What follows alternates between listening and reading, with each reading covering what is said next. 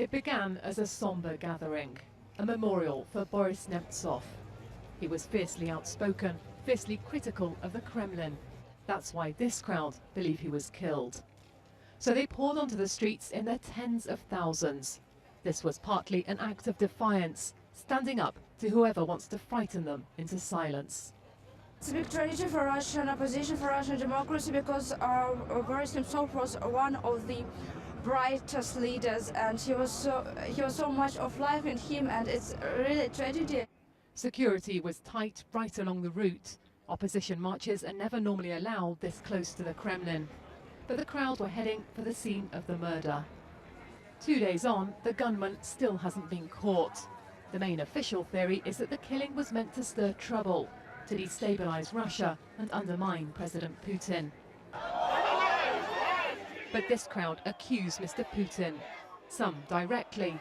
Others say he's created a fervent nationalist mood here, where those who oppose the Kremlin are labelled as traitors. Well, as the crowd here, this column has reached the spot where Boris Nemtsov was killed, their chants have turned political. They're shouting, "Russia without Putin." And that is just a few meters from Russia's Kremlin. Despite these scenes, Vladimir Putin remains a very popular leader. Many other Russians feel he's made their country powerful again. Boris Nemtsov challenged that. He spoke out against corruption, against the war in Ukraine and a rise in repression. And he was silenced.